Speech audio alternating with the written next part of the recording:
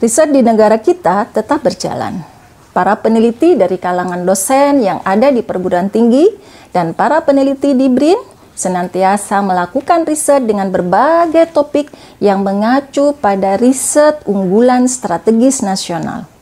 Di antaranya adalah riset untuk menciptakan, misal yang pertama kemandirian pangan, 2 penciptaan dan pemanfaatan energi baru dan terbarukan, 3 pengembangan teknologi kesehatan dan obat, 4 material maju, dan lain sebagainya.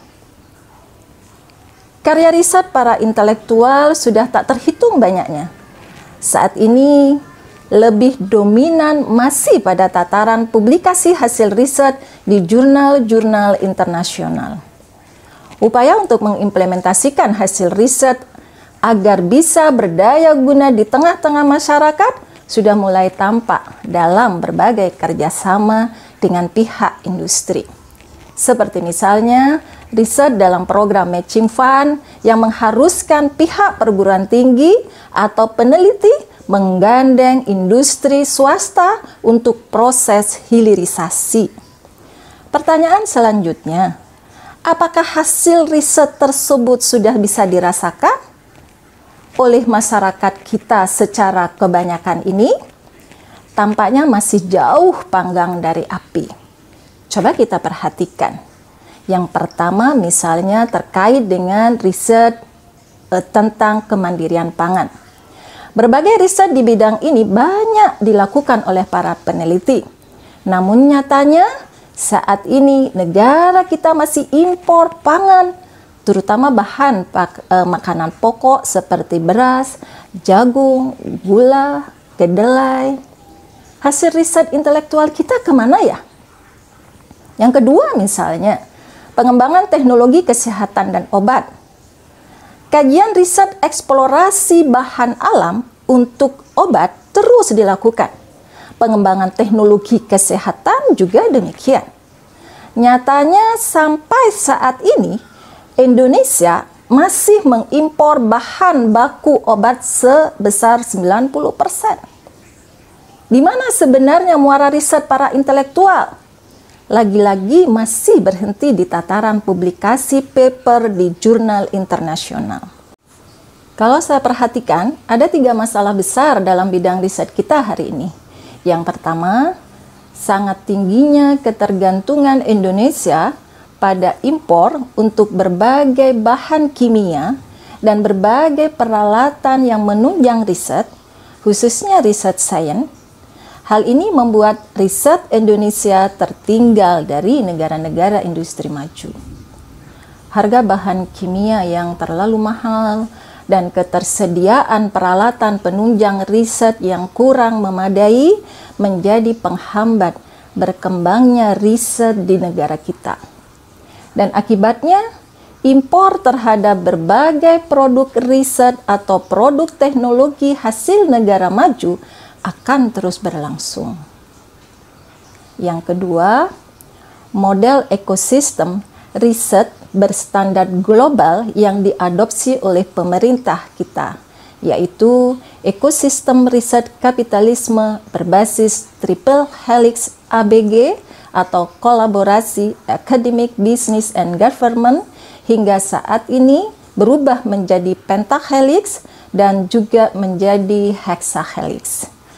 Kolaborasi ini meniscayakan adanya kerjasama di antara ketiganya, yaitu akademisi, industri, dan juga pemerintah. Problem yang dialami pihak industri dilempar ke perguruan tinggi untuk dicari solusinya, guna meningkatkan produktivitas untuk meraup keuntungan industri yang lebih besar. Sementara produk riset perguruan tinggi diminta berkolaborasi dengan industri untuk proses hilirisasi. Ini tampak seolah ada kerjasama mutualisme antara akademisi dengan industri. Padahal nyatanya pihak industri dengan karakter kapitalisnya selalu berbasis untung dan rugi. Industri bisnis tidak akan bekerja sama dengan siapapun kecuali memberi keuntungan materi. Akibatnya apa? Hitungan untung rugi mewarnai kerja riset para peneliti. Jadilah di sini tercipta komersialisasi produk riset yang pada akhirnya riset yang dihilirisasi belum tentu riset yang berkorelasi dengan kebutuhan rakyat. Akan tetapi yang menjadi ukurannya adalah riset yang dapat memberikan keuntungan sebanyak-banyaknya bagi industri atau bisnis. Dan dalam hal ini, pemerintah hanya menjadi penghubung antara akademisi perguruan tinggi dengan pihak industri. Jadilah bahwa keputusan untuk menentukan layak tidaknya hasil riset untuk diproduksi diserahkan sepenuhnya kepada industri. Yang ketiga, ekosistem riset dengan triple helix atau pentahelix atau hexahelix lahir dari satu konsep ekonomi kapitalis, yaitu knowledge based economy. Konsep ini menjadikan ilmu atau riset itu didedikasikan untuk pertumbuhan ekonomi. Dari sinilah komersialisasi ilmu atau riset mulai dikembangkan. Jelaslah bahwa kekuatan politik yang mendominasi dunia saat ini akan turut mendominasi arah riset melalui berbagai kebijakan global.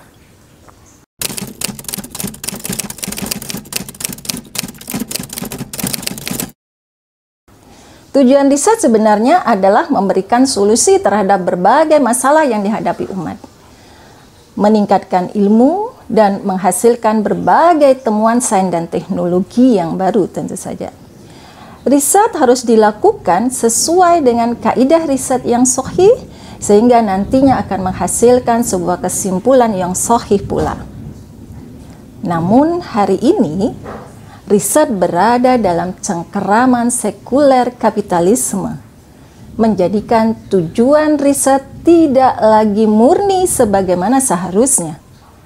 Ada kepentingan pemilik modal atau kapitalis yang menjadikan riset sekedar untuk meraih keuntungan semata, meraih materi belaka. Riset tak lagi menjadi solusi atas segala problem masalah yang terjadi di tengah-tengah masyarakat. Namun, riset kerap dijadikan sebagai alat untuk mendapatkan profit yang lebih besar demi kepentingan material mereka.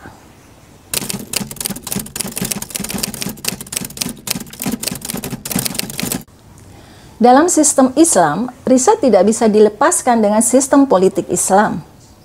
Sistem politik Islam akan mewujudkan riset yang mandiri dan berdaulat. Setidaknya ada 3 hal utama dalam sistem politik Islam untuk mewujudkan riset yang mandiri dan berdaulat. Yang pertama, visi dan misi riset berlandaskan pada akidah Islam. Visinya menjadikan riset yang mandiri, berdaulat, dan menyejahterakan. Hal ini mencakup riset di berbagai bidang, apakah bidang saintek, thaqafah Islam, dan juga militer. Kedua, ekosistem riset yang sehat. Untuk menciptakan poin kedua ini, negara mensupport penuh pengelolaan riset mulai dari pendanaan, infrastruktur, peningkatan SDM, hingga penentuan topik riset yang urgent dilakukan untuk problem solving di tengah masyarakat. Dengan optimalisasi peran negara dalam riset, maka ekosistem riset akan menjadi sehat, jauh dari kepentingan pemilik modal yang hanya memperhitungkan cuan dalam riset. Dalam Islam, peneliti fokus menjalankan penelitiannya sehingga menjadi produk yang berfungsi sebagai solusi masalah masyarakat. Setelah itu, negara yang akan mengeksekusi hasil risetnya. Jika suatu hasil riset perlu diperbanyak agar masyarakat dapat menggunakannya sebagai teknologi tepat guna, negaralah yang melakukan produksi massalnya. Peneliti tidak perlu repot mencari mitra industri atau perusahaan untuk hilirisasi risetnya, yang berakibat pada minimnya kemampuan masyarakat mengakses hasil riset tersebut. Ketiga, penerapan sistem politik Islam dan ekonomi Islam yang kafah. Penerapan sistem kehidupan Islam, khususnya sistem pendidikan Islam, yang didukung sistem ekonomi Islam dan sistem politik Islam, meniscayakan negara mampu menjamin ketersediaan periset yang profesional. Pengelolaan kekayaan berbasis syariah Islam meniscayakan negara berkemampuan finansial yang memadai. Apa yang saya sampaikan ini bukan teori belaka, namun fakta yang pernah terjadi sebelumnya, di mana kaum muslimin menjadi mercusuar dalam bidang pengetahuan dan sains.